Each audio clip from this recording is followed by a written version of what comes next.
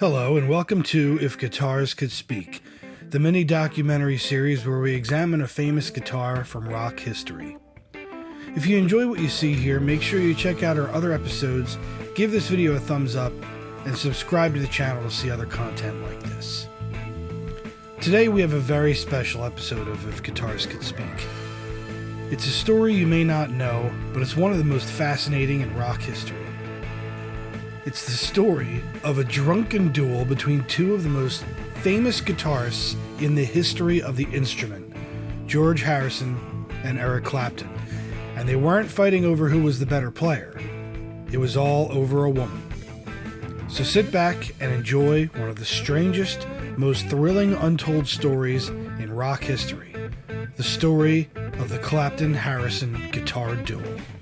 By the late 1960s, George Harrison was already one of the most universally famous men on the planet. As a member of the Beatles, Harrison had helped shape popular music as we know it over the last decade. The Beatles owned the 1960s.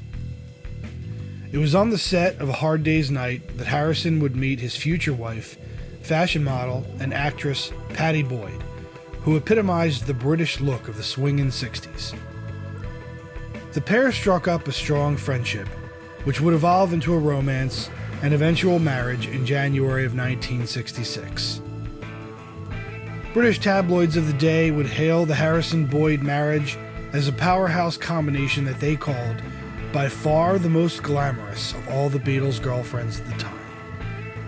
Boyd would become the inspiration of many of Harrison's songs with the Beatles in the middle 60s, such as I Need You and If I Needed Someone. As he fought for recognition over the songwriting powerhouse that was Lennon and McCartney, Boyd provided George with the spark he needed to get his creative juices flowing. This culminated in George's first #1 hit with the Beatles, in Something, in 1969. It was clear that Boyd had a way of bringing out the best in her men as a certified rock and roll muse.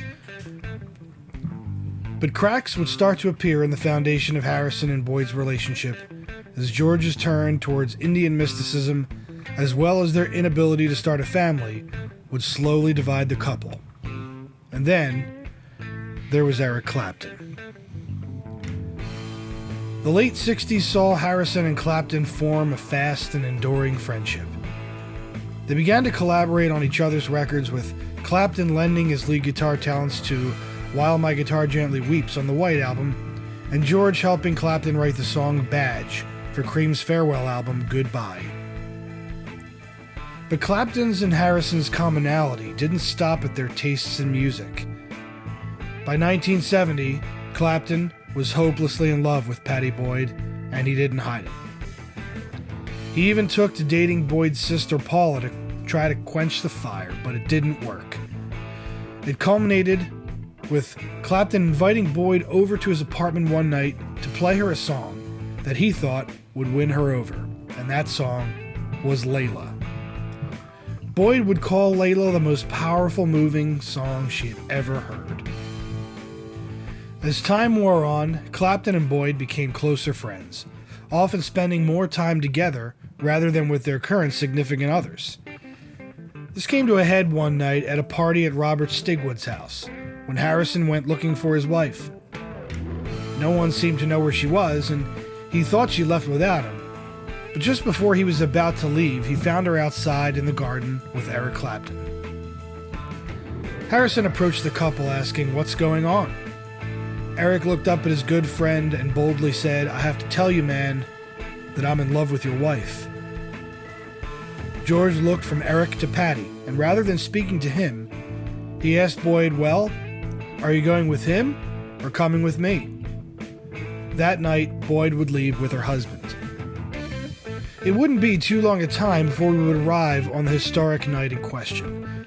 There were, by all accounts, only 4 people in attendance at this occasion: George and Pattie Harrison, a struggling young British actor and friend to Pattie who was temporarily staying with the Harrisons named John Hurt, and later in the evening, Eric Clapton. In Clapton's autobiography, he said that he often popped into Friar Park around this time in the hopes that George was away so he could steal a few moments with Pattie. But that night, George was very much at home, and he was expecting Clapton.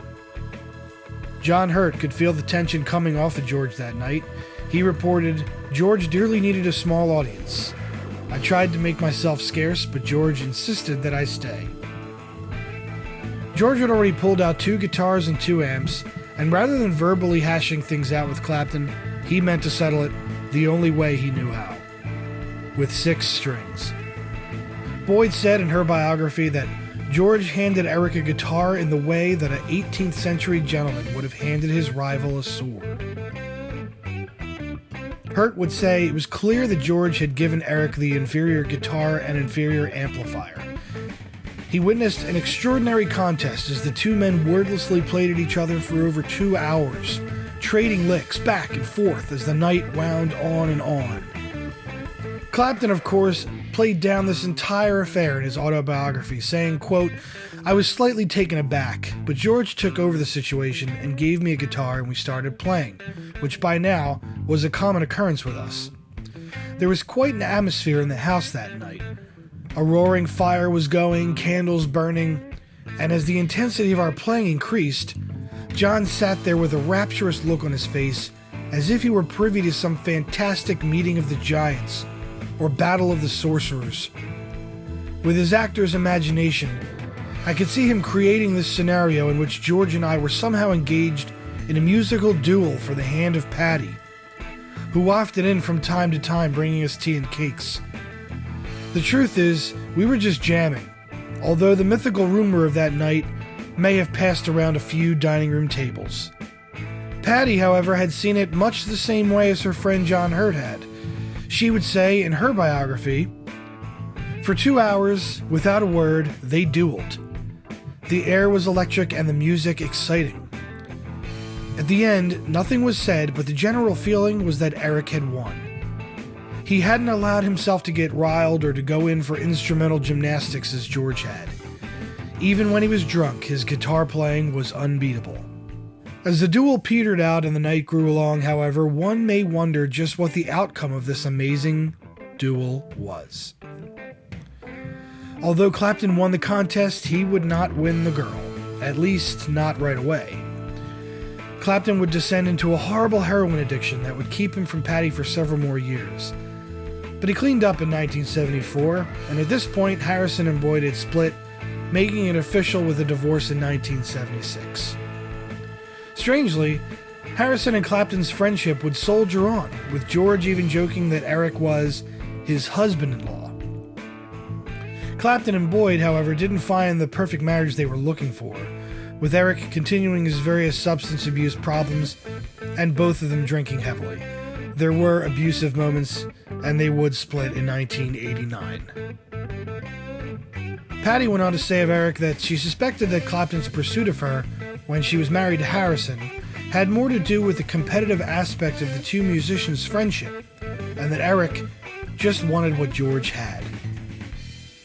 Despite the decades of history between the love triangle, all 3 stayed friends over the years and spoke of each other fondly. It is clear that the trials and tribulations that the triad went through together made them stronger friends, while not necessarily experiencing stronger marriages. All we can do now is wonder what it would be like to be a fly on the wall of Friar Park that night when 2 titans of classic rock decided to settle their differences with their fretboards rather than their fists. We can only dream about what that was like. Thanks so much for watching this very special episode of If Guitars Could Speak. If you like the video, please give it a thumbs up and subscribe to the channel for more guitar content. We will see you next time.